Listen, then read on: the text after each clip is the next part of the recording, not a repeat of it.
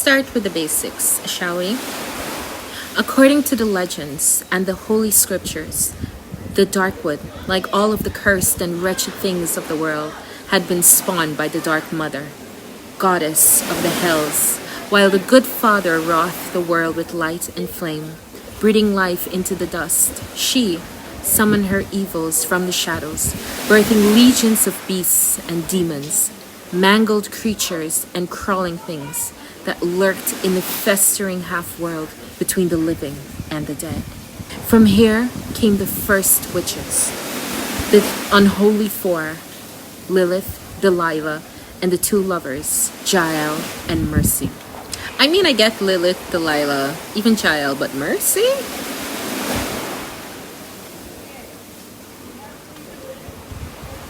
Mercy? Anyway, these four women joined the Bethel community, where the story happens. These four women joined the Bethel community and began to plant seeds of discord amongst the community and the good Bethlehem people. As a result, they were taken out, hunted down, and slaughtered, and burnt at the pyre, because it was those days. Now their souls have been banished to the Darkwood. I'm competing with waves. Now their souls have been banished to the Darkwood, and their ghosts still haunt there today. The end.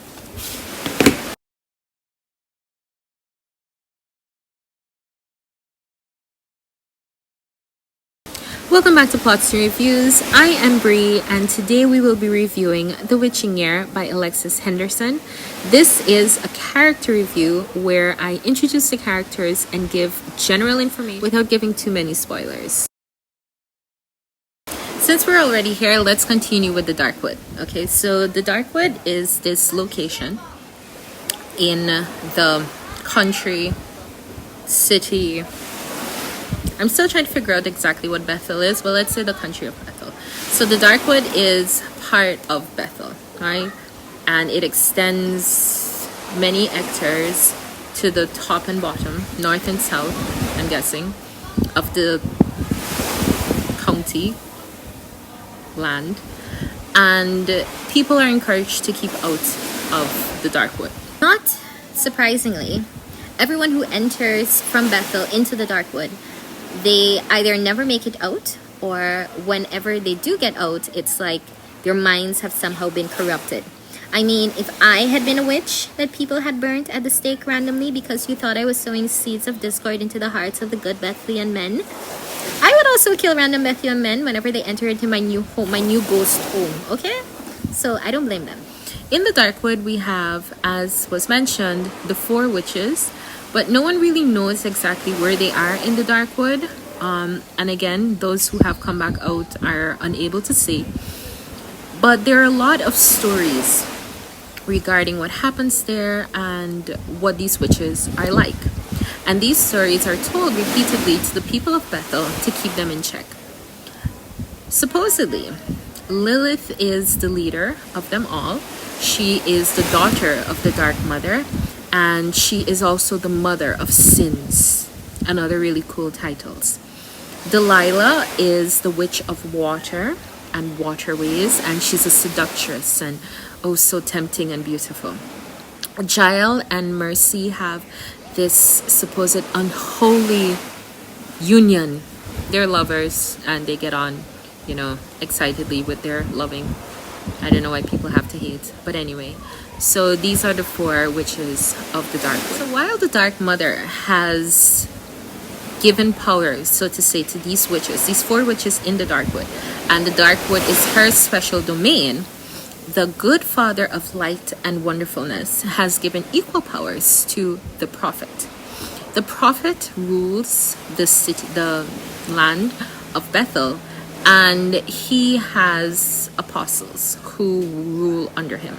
The prophet has several wives. He just gathers them, and they all dress in yellow when they're going out. Apparently it's not a very interesting yellow. I'm just sharing the details, people. And he in turn is gifted a special power by the Father. We see a little of in the book eventually. Now, this prophet has a thing for young women and random, like really young women, like he's a pedophile.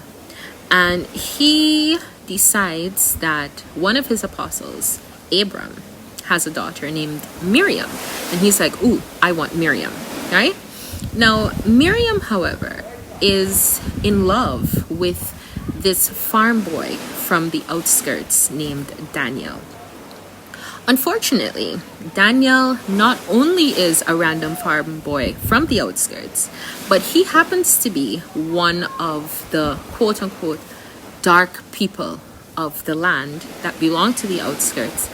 And these dark people are believed to be in league with the Dark Mother, because after all, the Dark Mother is dark. And they're like, you know, since they look like her, I bet they're also witches and evil. So they're not allowed into Bethel society.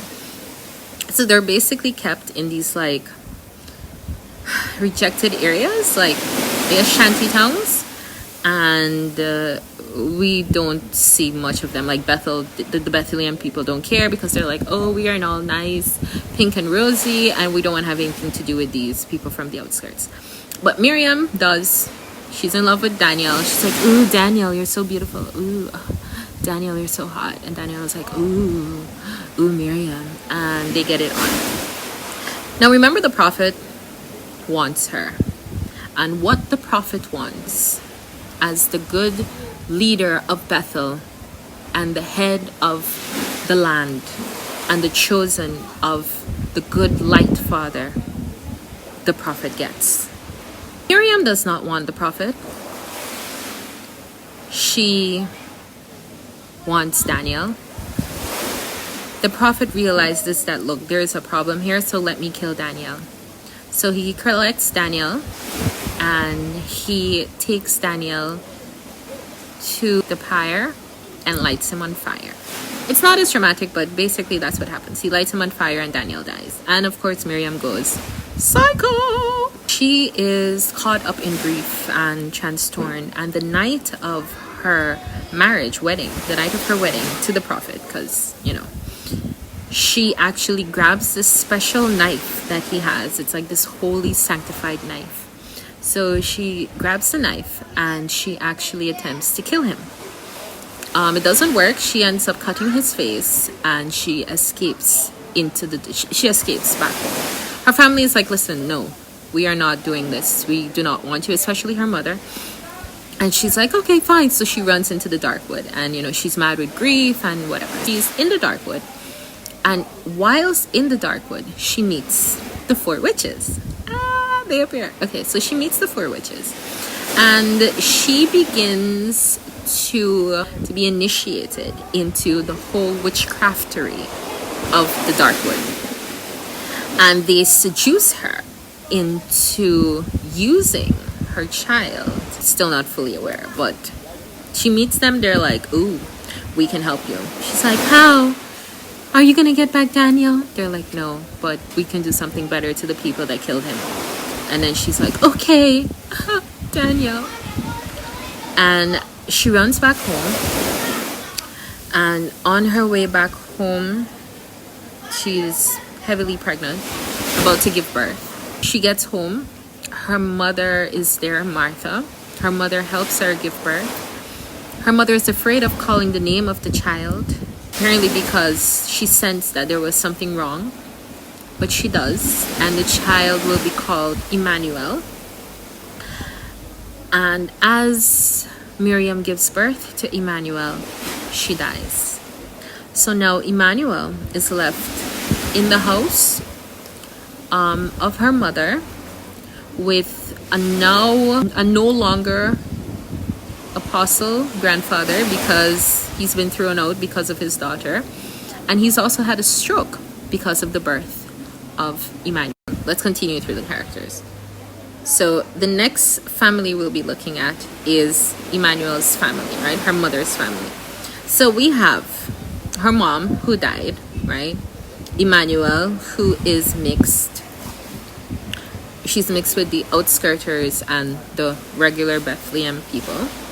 we have her grandmother, her direct grandmother, Martha, who was present at her birth and who has been teaching her whole life not to go into the Darkwood, because the Darkwood is a problem. The Darkwood took your mother from us. The Darkwood was basically the cause for your grandfather becoming how he is, and the Darkwood for you is a no.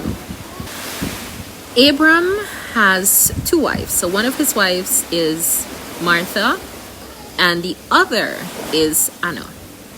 Anna in turn has two daughters, Immanuelle's aunts. So they are Glory, who is about 12, and Honor, who we're not really sure, but she may be like 8. These are the people in her household. Because Abram was stripped of his title of apostle, he was cast off of his land and he was basically rejected by the Bethlehem society, and he now lives on this little stretch of land that he once owned on this tiny little farm thing that is minuscule with these members of his family. And they make do, but since he's been sick, they've needed more money to actually take care of him. As a result, he decides that, you know what, it's time for us to sell the ram. And he sends Immanuelle off to Amma, which is a little town in Bethel, to go and sell this ram. And this is where everything starts to go wrong. I mean, he should have just let that ram stay. It was old already.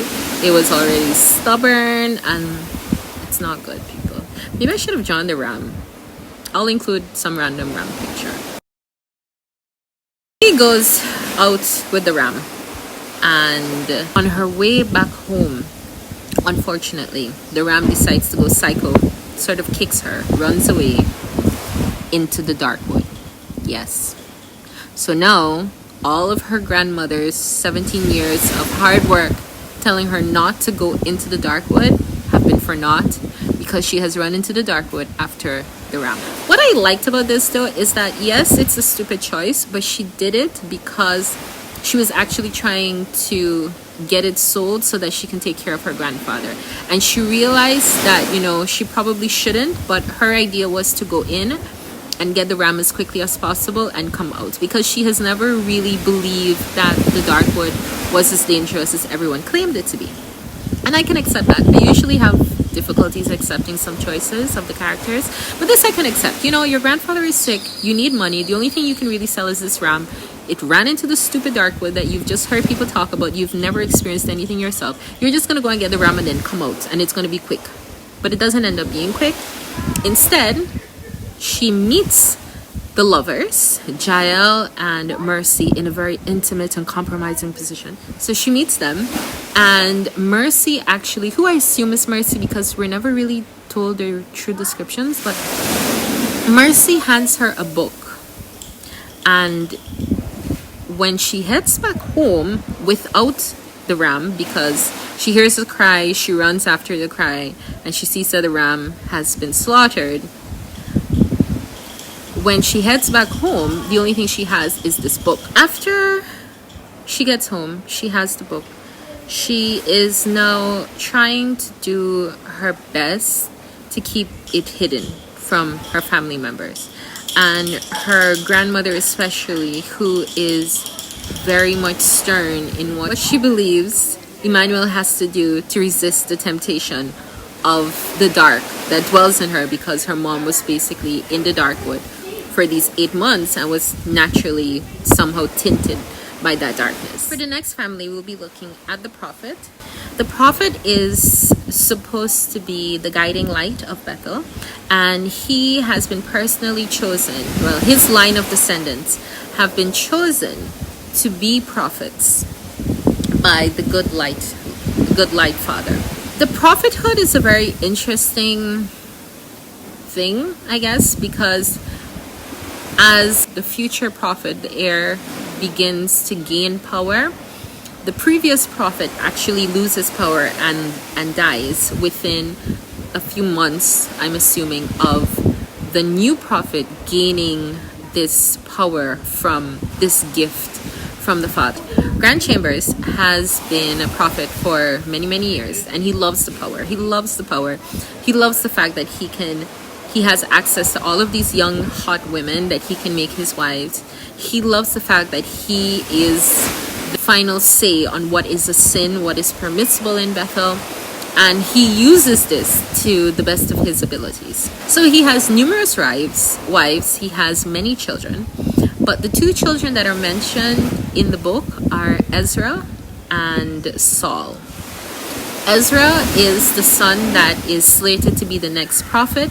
And there is a very strong hate relationship between the prophet and Ezra. And Ezra naturally doesn't feel very kindly towards the prophet because of it. Strangely enough, though, the prophet does treat Esther in such a way that she is considered the favorite wife, and Esther happens to be Ezra's mom. So I don't know how that worked out. It can't be that he thinks that she isn't, I don't know, that Ezra isn't his son. So it's probably the fact that Ezra will be responsible for him losing his power, and he's salty about it. Anywho's, so Esther, favorite wife. Esther has son named Ezra. Judith, latest wife when the book begins, right? Young, sexy, attractive. Ooh, ooh, ooh. Not interested in the prophet that way, but interested in the status of being the prophet's wife. And soon to be wife, Leah, who happens to be Immanuelle's best friend. Yeah. Immanuelle's best friend is 17, like she is, known as Leah. And she has been the person who has supported Immanuelle the most in the village. They share secrets with each other, and they have the typical bestie relationship. But this is about to change as Leah is now to marry the prophet. If we go into the story of the prophet a little and his attraction to Miriam, we see that the prophet has also had a strange lingering interest in Immanuelle. And not only Immanuelle, but in Daniel, so Immanuelle's father's mother, Vera. We don't know exactly what happened there, but this man has a strong interest in anything with a vajayjay. He's like, whoa, as the prophet, I need it. But yeah, those are the four main family groups that are explored in the book. For those of you who do not want any more details, thank you for checking in today, and I'll see you in my next video where I only deal with the characters, so that you won't be afraid of receiving too many spoilers. For those of you who are continuing, let's see how this goes.